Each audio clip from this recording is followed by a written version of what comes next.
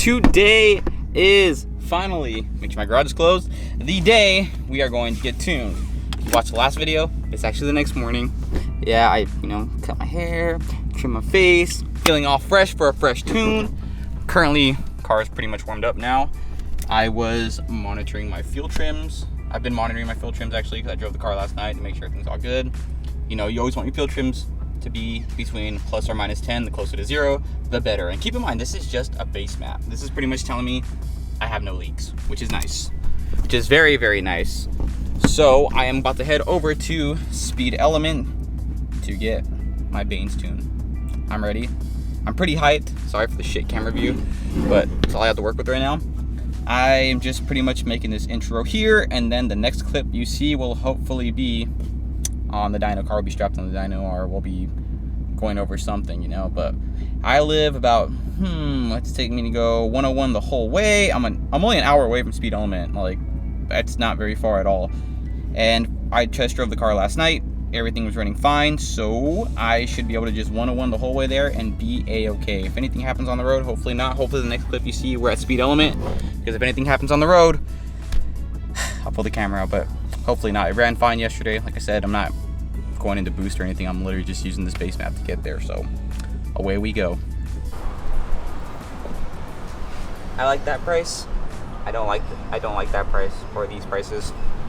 So we've been sent to fill up some jugs with E85, 2 5-gallon jugs, both filled up because the cars don't have a tank of 91, so we're gonna use all that for tuning. The rest will be on E85.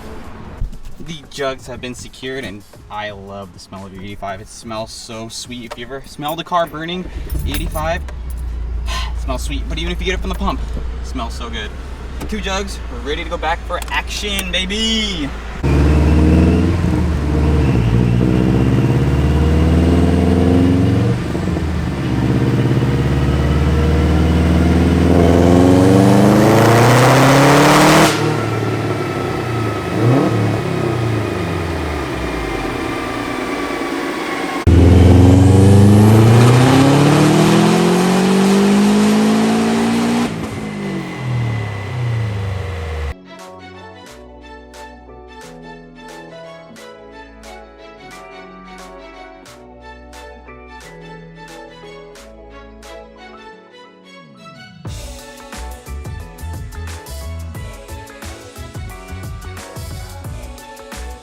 Now we are back to full. Let's reset this, and our ethanol content is back up to, it went to 75 and just dropped a little bit right now, but it'll probably go up as it goes on, because I had about, when we were tuning the car, actually let me just talk about that when I park. We are pretty much back home at this point. The sun is still out. Luckily it's almost 7:30 and the sun's still out. But we have finished our tune. The car is done, made it home. So like I was trying to say earlier, when I got there, I had around half a tank of 91. So we ran the car on the dyno on 91, got the results, did what we had to do, yada, yada, yada. And then we unplugged the return line, put it into a gas can, ran the car, drained out most of the 91, as much as we could, filled it up with E85. And with the mix of 91 and the E85 that I had access to, it was about E75, which wasn't bad. It's actually pretty good. I was really surprised. And Banes was telling me that, that's who I got tuned by, Gary Banes. He told me that apparently California is really good with E85 and it's pretty solid all the way around. So I came back home, as you saw, and filled up, at the station in my city, and it was back to E75, even with the little mix of 91 we had in there. So we're good. Now I know you're ready. You are ready for the numbers. So let me show you the numbers. Hold up. Boom. Dyno chart. I hope it's nice and clear. So, numbers. Pump gas was 293 wheel horsepower, 304 foot-pounds of torque, something like that. Nice and conservative, because keep in mind, my engine has 115,000 miles. 115,000 miles, stock block, no basic mods. I'm happy with the results on that 91, because I'll probably never be running 91 unless I'm traveling somewhere. And E85. E85, we kept it a little on the mild side too, kept the torque down a little bit pretty much. Wheel horsepower is about where you'd expect it to be on the stock VF39. It was 331 wheel horsepower and around 350 foot-pounds of torque at the wheels. So I am happy with those results because I know I gotta push the torque way more because I see most people push it to around 380, and I told Baines, now I'm like, it's fine, let's not push it too far because I don't want to spend the money on a block right now. Once I get a built block, that's gonna be the next step, is building a block or getting a Type RA block, piecing that together, piecing together a whole new engine. That's like my next goal, besides probably peeling the wrap off, because I think I'm gonna do that next, because as much as I love the teal, I kind of want to go back to silver. Kind of do. So that's probably going to be the next thing we do, is pull the wrap off of this, since we finally did everything we wanted to do engine-wise. The mods are there. The flex fuel is there. And I just want to say a huge shout out to PTR, Penguin Tech Racing. That's what my flex fuel kit is, because as you know, Cobb doesn't sell their flex fuel kits anymore. So I went with Penguin Tech, and I'm glad I did, because it literally runs just like the Cobb one. Baines had no issues with it. And they have great customer service. I had a couple questions on some things, and when I hit them up, they replied super quick. I couldn't ask for anything better. Really couldn't. I'm happy.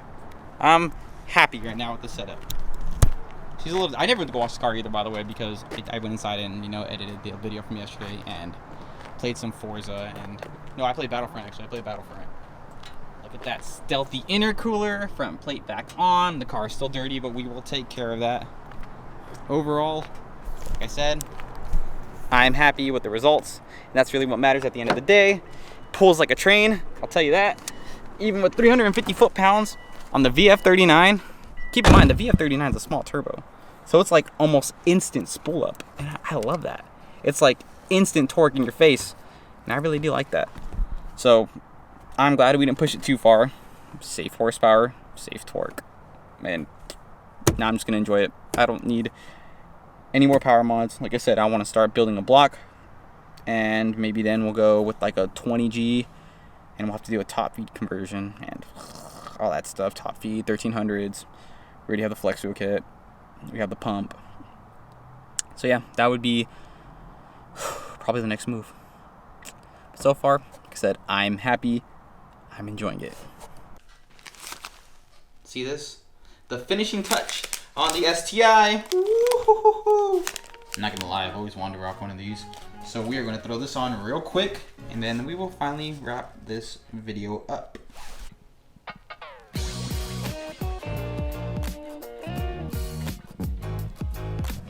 Okay, y'all can tell me that doesn't look delicious. Look at that.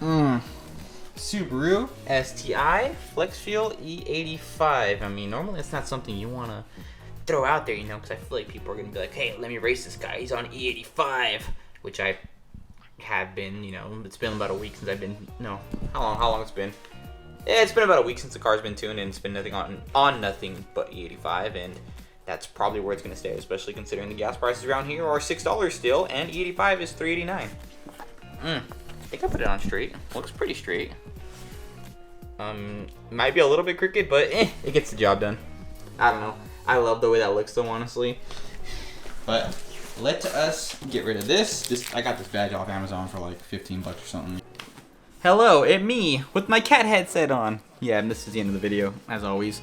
We come to end it at the desk, and I'm gonna make this outro very quick. By the time I'm making this outro, it is, let me tell you the exact date, so I know, Wednesday, April 20th.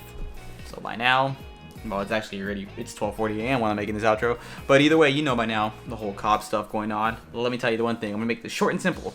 If you're staying basic bolt-ons, ignore my brother laughing like a crackhead in the background. If you're making power with basic bolt-ons, you're fine. If you're not touching if you're not touching TGV, EGRs, stuff like that, you're fine. Otherwise, you want flex fuel. Open source is the way to go now. Fortunately for me, I got tuned on this thing before the whole, shebang went down. I'll talk more about it in the next video, because I just want to keep this short and sweet. I made good power. I'm on E85. I ran into my first issue, actually, since the tune. That's a story for the next video, so be on the lookout for that, because I legit did have an issue. So I will explain that in the next video. Be ready for that. I'm ready to hit render and go to sleep. My kitty cat's already asleep in bed waiting for me. So that is it. I hope you enjoyed the content. I only got a couple dyno pulls, I know, I'm sorry, but I hope you enjoyed it either way, and I will see you guys hopefully sooner than this video. Yeah, because I took forever to edit this one, so hopefully sooner than this one. Hopefully this weekend or next week. Okay, goodbye.